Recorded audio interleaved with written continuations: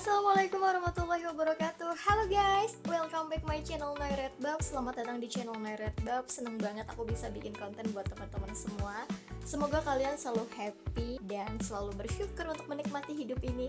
Spesial di video kali ini aku akan bahas pilihannya hidup hedon di masa muda atau hidup untuk masa tua. Gimana nih? Jadi spesial aku akan bahas ini dan mudah-mudahan kamu bisa tercerahkan, mendapatkan pencerahan dari video aku. Tapi jangan lupa untuk like, comment, or subscribe dan share video ini untuk memberikan manfaat buat semua orang karena ini semua gratis. Mulai hidup sederhana sejak dini, terapkan ini. Yang pertama, up to date dan kekinian itu bisa dipertimbangkan. Kenapa bisa dipertimbangkan? Pertimbangan ini disebutnya tuh baik atau enggak, butuh atau enggak, perlu atau enggak gitu kan. Banyak orang yang kekinian tapi ujung-ujungnya cuma buat pamer, buat flexing, menganggap kalau dirinya itu mampu, menganggap kalau dirinya itu merasa bisa untuk update zaman sekarang, mulai dari make up, fashion, kendaraan yang dia punya, atau barang-barang yang dia beli, atau bikin video unboxing untuk memenuhi validasi perasaannya, cuma pengen dilihat, oh dia bisa beli barang ini, oh dia bisa nongkrong di sini. Karena banyak juga loh orang-orang masa mudanya itu dipenuhi dengan up to date dengan kegiatan-kegiatan yang lagi viral. Kalau misalkan konten yang lagi viral sih nggak apa-apa ya, tapi ada juga tempat-tempat yang viral dia datengin, rekreasi yang viral, tempat wisata yang viral dia datengin, cuman karena pengen dilihat ini loh gue bisa, ini loh gue mampu. Nah, pemikiran kayak gini tuh harus dijauhin karena ini akan bisa bikin kamu bangkrut. Cita-citanya pengen jadi orang kaya tapi sebelum kaya malah jadi bangkrut. Apalagi jangan sampai ya kelilit hutang. Jadi jangan sampai, ini semua harus dijaga dimulai dari pikiran kita. Kita harus mempertimbangkan hal-hal yang kekinian, yang up to date itu baik atau enggak buat kita. Kita butuh atau enggak, harus ditanyakan kepada diri sendiri. Jangan asal AIU tapi ternyata kita setelah akhir bulan jadi babi bu, yang artinya kita nggak tahu nih harus bayar ini pakai apa, butuh uang, butuh makan, butuh minum. Orang kalau banyak pikiran tidur aja nggak tenang, pikirannya tuh traveling kemana-mana. Aduh gimana nih cicilan belum kebayar, aduh nasi beras udah habis gitu kan. Sebenarnya hidup ini secara simpelnya kamu cuma butuh hal yang membuat kamu nyaman. Tapi kebanyakan orang-orang dan di sekelilingnya itu sudah termanipulasi oleh tayangan-tayangan di media sosial yang kalau ada orang endorse ke selebgram, kalian harus coba kesini, kalian harus kesini. Padahal itu cuma iklan aja.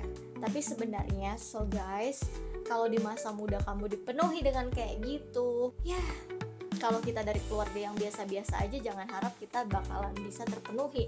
Yang ada kita bakalan kena kasus atau kita kena masalah soal keuangan. Jadi jaga diri kamu, jaga pikiran kamu untuk gak terlalu up to date dengan hal-hal yang foya-foya. Kedua, FOMO. Banyak banget orang yang ikut-ikutan karena lagi FOMO, karena lagi happening yang bener-bener excited banget dengan ada yang viral.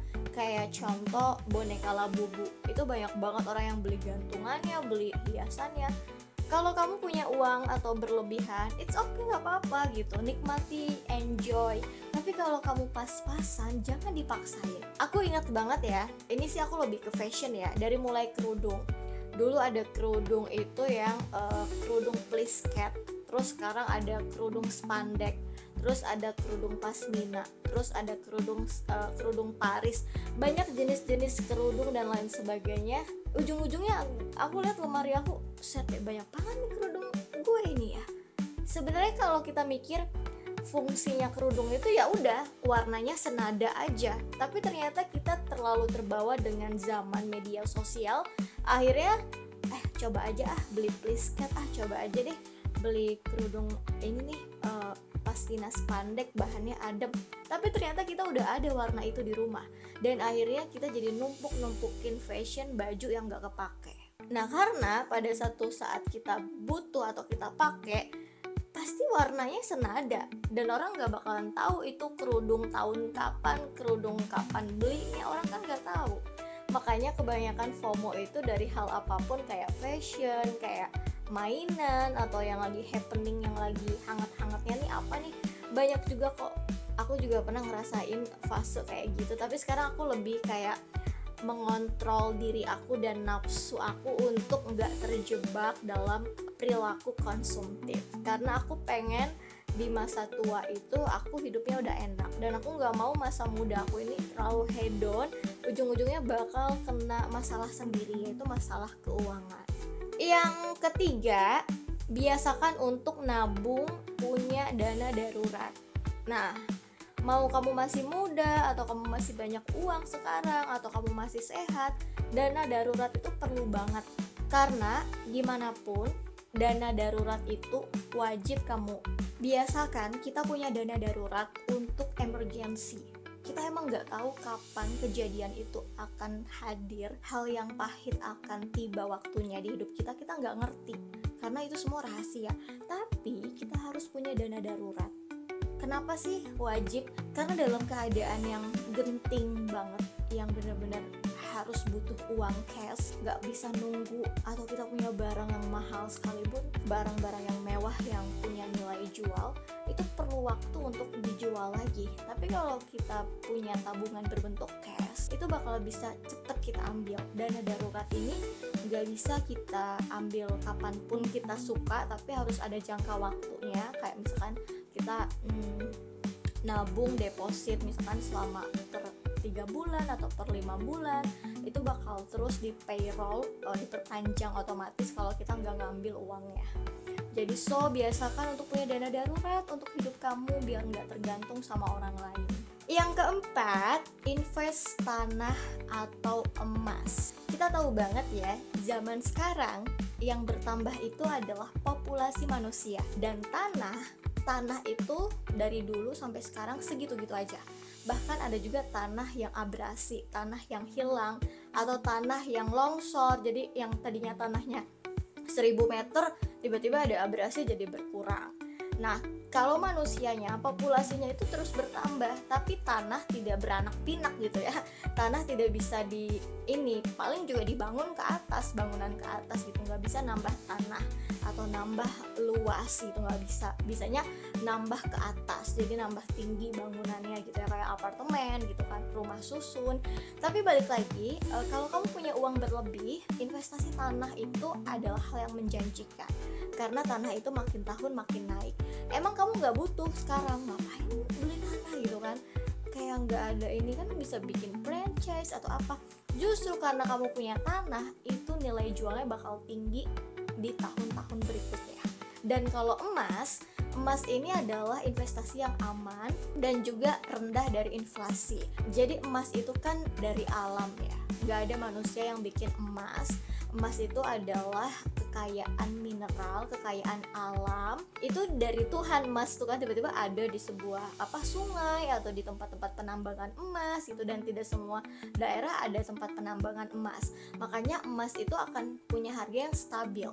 Dari tahun 90 sampai sekarang 2024, hampir 2025 sekarang, itu terus naik gitu. Walaupun turun, paling turunnya cuma sedikit. Jadi biasakan invest emas. Aku bilang di sini emas batangan ya, kayak Antam, UBS. Tapi kalau misalkan kayak perhiasan itu kan riskan untuk rusak, riskan untuk hilang. Jadi bisa investasi emas atau tanah. Yang kelima, yang terakhir ini adalah asuransi jiwa, dan juga membuat asuransi untuk diri kita sendiri itu bisa gratis. Gimana caranya? Pertama, olahraga, jaga pola hidup, jaga makanan, pilih-pilih apa yang kamu makan. Harus punya kontrol atas apa yang kita makan. Nah, memang kalau masih muda ini semuanya nggak kerasa, lambungnya masih kuat, ototnya masih sehat. Tapi kalau bertambah usia ini mulai kerasa.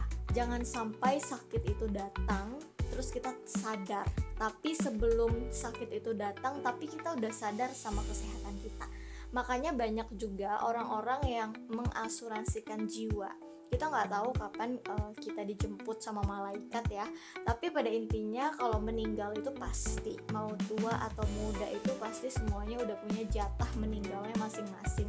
Kalau kita pengen punya asuransi mulai sejak sekarang, mulai sejak saat masih muda gitu kan, asuransi jiwa itu banyak banget perusahaan ya. Jadi kalau misalkan kita meninggal dunia itu ada hak warisnya, akan ada uang untuk keluarga yang ditinggalkan, dan itu sudah legal, sudah resmi. Kita bisa searching di Google apa aja yang membuat keuntungan dan kerugian. Menurut aku sih nggak ada ruginya ya kalau kita investasi asuransi, karena itu kan udah jelas ya di awal bahwa asuransi ini akan kepake kalau kita nanti meninggal di waktu yang waktunya udah disepakatin nih, misalnya 10 tahun ke depan. Tapi selama 10 tahun itu kurang dari 10 tahun kamu meninggal, akan ada uang premi atau uang ganti asuransi itu. Tapi kalau misalkan lebih dari 10 tahun kamu panjang umur, amin, dan itu kamu bakal dapet uang simpanan tabungan kamu. Ini sih simple banget, kalian bisa searching di Google, dan pastinya semoga informasi ini bisa merubah mindset kamu, bisa menjadikan kamu lebih baik lagi, lebih bijaksana, lebih dewasa. Dan so guys, pilihan itu sekarang ada di diri kamu. Gak bisa kita menentukan pilihan sesuai kemauan orang lain atau motivasi orang lain, kamu harus begini begitu, tapi sesuaikan dengan keadaan kamu dan diri kamu. Oke guys, thank you so much udah nonton video ini. Kita ketemu di next video berikutnya. Bye. Wassalamualaikum warahmatullahi wabarakatuh.